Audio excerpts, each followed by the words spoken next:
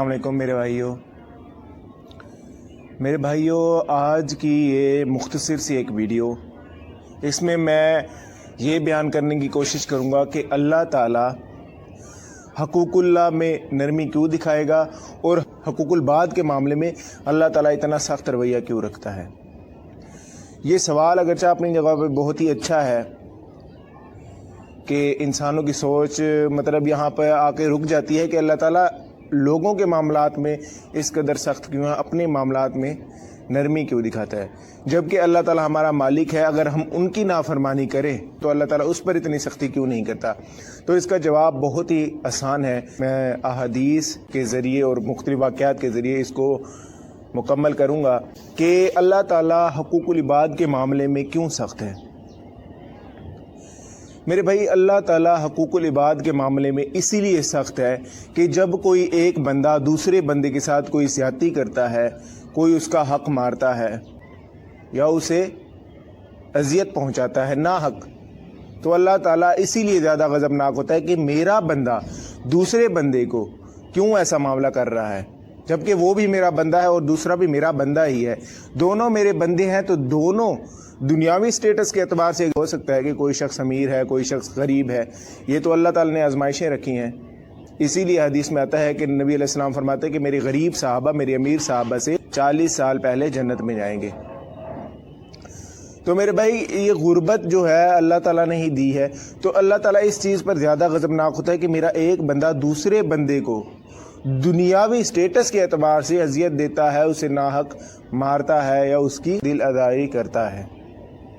تو اللہ تعالیٰ کو اس پر زیادہ غضب آتا ہے کہ میرا بندہ دوسرے بندے کو، جبکہ دونوں ہی میرے بندے ہیں، کیونکہ اگرچہ مجھے یہ اختیار ہے کہ میں اپنے بندے کو جزا و سزا دے سکتا ہوں کیونکہ میری تخلیق ہے، اگرچہ میری کی گئی تخلیق دوسری تخلیق کو تکلیف پہنچاتے تو اللہ تعالیٰ اس پر زیادہ غضبناک ہوتا ہے۔ اور میرے بھائی، مظلوم ہر وہ شخص ہے جو کہ دنیاوی اعتبار سے کمزور ہے، مال میں کمزوری سمجھ لیں، کسی بھی معاملے میں کمزوری سمجھ لیں، جس طرح صحیح بخاری کی حدیث نمبر 1496 اور صحیح مسلم کی 121 نمبر حدیث ہے۔ صحیح مسلم میں 121 نمبر حدیث ہے کہ جب نبی علیہ السلام نے معاذ بن جبل کو یمن کا گورنر بنا کر بھیجا تو معاذ بن جبل کو نبی علیہ السلام نے نصیحت کی، تو معاذ بن جبل سے کہا رضی اللہ عنہ کہ معاذ، جب تم وہاں جاؤ تو سب سے پہلے لوگوں کو اس چیز کی دعوت دینا کہ اللہ کے سوا کوئی عبادت کے لائق نہیں اور محمد رسول اللہ صلی اللہ علیہ وسلم اللہ کے بندے اور رسول ہے۔ اور جب وہ اس چیز کا اقرار کر لے تو اس کے بعد ان کو بتلانا کہ اللہ تعالیٰ نے دن اور رات میں 5 نمازیں فرض کی ہیں، اور جب وہ اس کا بھی اقرار کر لے اور عمل کرنا شروع کر دے تو اس کے بعد ان کو بتلانا کہ اللہ تعالیٰ نے ہر صاحب استطاعت پر زکوٰۃ فرض کی ہے، اور جب ان سے زکوٰۃ وصول کرنا تو ان سے ان کا اچھا مال نہ لینا۔ میرے بھائی، یہ حدیث میں کئی نتائج نکلتے جاتے ہیں، اگرچہ میں اپنے موضوع پر رہنا چاہتا ہوں لیکن اس میں ایک یہ بھی اشارہ ہمیں مل رہا ہے کہ وہ غیر مسلم جو کہ نیو مسلمان ہوئے ہیں ان کو آہستہ آہستہ دین میں داخل کیا جائے گا، ان پر کسی قسم کی کوئی زبردستی سختی نہیں کی جائے گی کہ وہ اسلام سے متنفر ہو جائیں، جس طرح نبی علیہ السلام کی حدیث ہے کہ نبی علیہ السلام نے فرمایا کہ خوشخبری دلاؤ، نفرت نہ دلاؤ۔ اسی طرح یہ حدیث آگے چلتے ہیں تو نبی علیہ السلام فرماتے ہیں کہ اور مظلوم کی آہ سے بچنا، بے شک مظلوم کی آہ اور اللہ تعالیٰ کے درمیان کوئی پردہ حائل نہیں ہوتا۔ میرے بھائی، ایسا کیوں ہے؟ مظلوم ہر وہ شخص جو کمزور ہے، کیونکہ اللہ تعالیٰ نے دنیا میں مختلف آزمائشیں رکھی ہیں، ہر وہ شخص جو کمزور ہے وہ بھی اللہ کی آزمائش کا شکار ہے، اسی لیے اللہ تعالیٰ مظلوم کی آہ پر زیادہ توجہ دیتا ہے، مظلوم کی آہ پر فوراً غضبناک ہوتا ہے کہ اس کو میں نے آزمائش میں ڈالا ہے، تم اس کو ناحق زیادتی کا شکار کیوں کر رہے ہو؟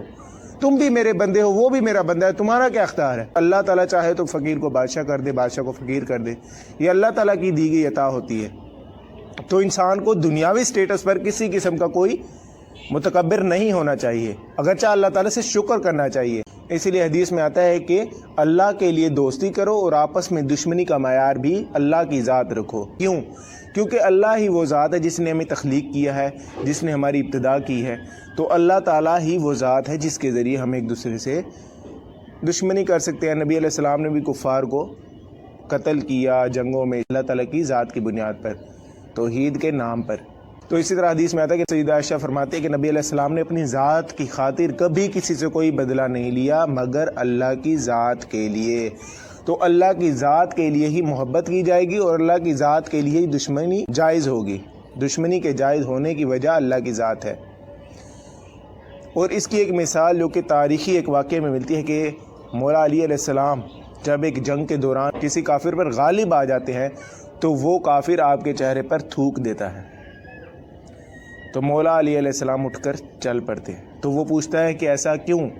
تو مولا علی علیہ السلام فرماتے ہیں کہ میرے چہرے پر تمہارے تھوکنے کی وجہ سے میرا اپنا ذاتی غصہ شامل ہو چکا ہے، جو کہ اللہ کی خالصتاً رضا کے لیے میں تمہیں قتل کر رہا تھا، اب اس میں میرا ذاتی غصہ شامل ہو چکا ہے۔ تو وہ اتنا شخص متاثر ہوا کہ اس نے کلمہ پڑھ لیا۔ تو اس واقعے کی بنیاد پر آج تک ہم لوگ مولا علی علیہ السلام کو کرم اللہ وجہہ کہتے ہیں کہ مولا علیہ السلام کے چہرے مبارک پر اللہ کا کرم ہو کہ وہ چہرہ جس پر تھوک پڑی تو اس نے غصہ تھوک دیا اللہ کی رضا کے لیے، اللہ کی رضا کے لیے اپنا غصہ پی گئے۔ میرے بھائی یہ ہونا چاہیے انسان کا کردار۔ اور اسی طرح اللہ تعالیٰ اپنے معاملے میں اتنا نرم کیوں ہے، حقوق اللہ کے معاملے میں اتنا نرم کیوں ہے؟ میرے بھائی حقوق اللہ کے معاملے میں اللہ اسی لیے اتنا نرم ہے کہ اللہ تعالیٰ پر ہم غائبانہ ایمان رکھتے ہیں، اللہ کی ذات ہمارے سامنے نہیں ہے، ہم دنیا میں رہتے ہوئے مختلف آزمائشوں کا شکار ہوتے ہیں تو اللہ تعالیٰ کی ذات کو بھلا بیٹھتے ہیں، اگرچہ ہمیں نہیں بھلانا چاہیے لیکن یہ ایک انسانی فطرت ہے کہ انسان بھلا بیٹھتا ہے۔ تو اللہ تعالیٰ نے بھی اپنا توبہ کا دروازہ کھولا ہوا ہے کہ لوگ مجھ پر غائبانہ ایمان رکھتے ہیں۔ تو آیا کبھی شیطانی وسوسے کی وجہ سے یا اپنی نفس کی خواہشوں کی پیروی کرتے ہوئے انسان اللہ تعالیٰ کی نافرمانی کر لیتا ہے تو اللہ تعالیٰ اس معاملے میں بھی نرم ہو سکتا ہے۔ اللہ تعالیٰ اس پر بھی ہمیں پکڑنا چاہے تو اللہ تعالیٰ کو اختیار ہے۔ اللہ تعالیٰ بے نیاز ہے، اللہ تعالیٰ اپنی مخلوق جیسا مزاج نہیں رکھتا، اللہ تعالیٰ ہم جیسا احساس نہیں رکھتا۔ میرے بھائی قرآن کو ہم بغیر تشریح سے پڑھیں گے تو ہی اللہ تعالیٰ کا ہمیں مزاج سمجھ آئے گا، ادروائز ہمیں اللہ تعالیٰ کا مزاج سمجھ نہیں آئے گا۔ تو اللہ تعالیٰ حقوق العباد کے معاملے میں اتنا سخت کیوں ہے؟ میں نے اپنی طرف سے کوشش کی کہ ایک مختصر سی ویڈیو میں آپ کو اس کا جواب دے سکوں۔ میرے بھائی میرے لیے بھی دعا کریں، میں آپ کے لیے دعا کرتا ہوں اللہ تعالیٰ تمام لوگوں کو، کوشش کرنے والوں کو ہدایت دے، اور جو کوشش نہ کرے اللہ تعالیٰ اسے جہنم رسید کرے۔ اللہ تعالیٰ سے دعا ہے کہ اللہ تعالیٰ ہمیں عمل کرنے کی توفیق عطا فرمائے اور ہمیں اس فرقہ وارث کی لعنت اور نحوست سے بچائے اور ہمیں مسلم اور مومن بن کر مرنے کی توفیق دے۔ آمین، جزاک اللہ۔